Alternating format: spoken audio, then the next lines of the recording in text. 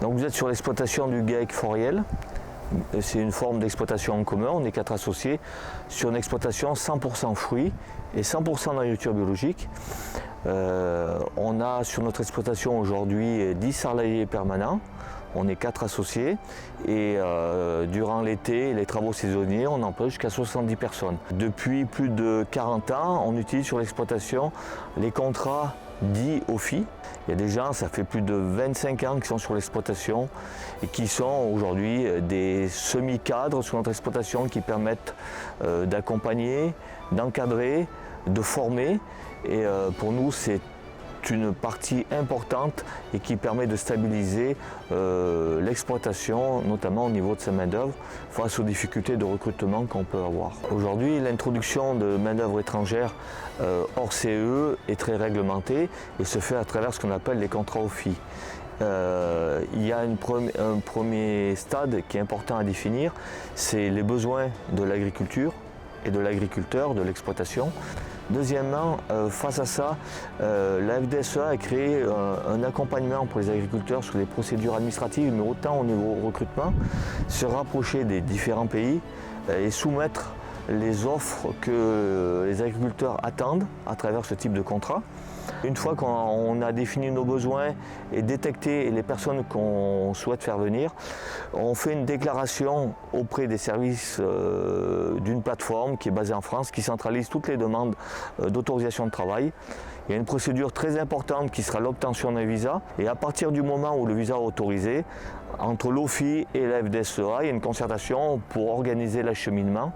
Le salarié arrive sur le territoire français, soit en général à l'aéroport de Marseille ou à l'aéroport de Lyon. Il y a un accueil qui est fait et il est accompagné dans ces procédures administratives pour l'obtention du titre de séjour, mais également l'ouverture d'un compte bancaire, par exemple, une mutuelle de santé, etc. Toutes les obligations qui sont liées au contrat de travail en France. Et au bout de 6 mois, il a obligation de rentrer sur le territoire marocain, de faire valider son entrée par contrôle des passeports et contrôle d'autorisation de travail visé par l'OFI, ce qui lui permettra de revenir, s'il remplit les conditions, l'année suivante, en sachant qu'il y a toujours un délai de 6 mois entre un contrat de travail et une nouvelle entrée sur le territoire.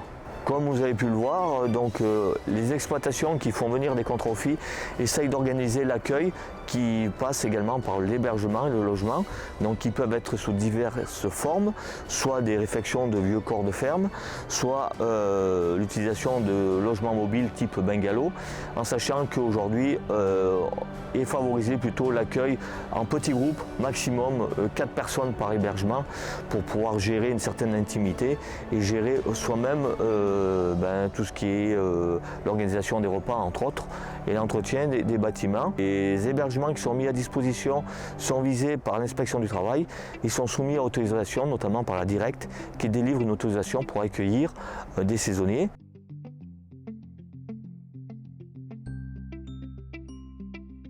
Ce qui est important, c'est qu'aujourd'hui, au-delà d'avoir entre guillemets des bras pour effectuer nos travaux, il est important qu'on puisse avoir aussi un public de gens qui soient formés, qui connaissent. On travaille avec le vivant. Aujourd'hui, les contraintes environnementales, où que vous soyez, les économies d'eau, connaître le cycle végétatif d'un arbre, d'une plante, ses maladies, ses principaux ravageurs, comment on peut aider, ça fait partie d'un cursus de formation très important. Et aujourd'hui, c'est ce qu'on attend aussi des personnes qui vont venir travailler chez nous. Et moi, je peux que encourager tout le monde à aller être dans un cursus de formation qui va donner le maximum de connaissances pour répondre à toutes les obligations qu'aujourd'hui la société attend de nous. Mais on a besoin surtout de gens qui connaissent et qui comprennent pourquoi on taille un arbre, pourquoi on détecte une maladie, comment on peut intervenir, comment on peut économiser de l'eau.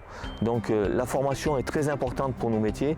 C'est pour ça qu'on s'engage et également à accompagner les gens qui viennent chez nous dans des parcours de formation avec des systèmes de formation qu'on a sur le territoire français.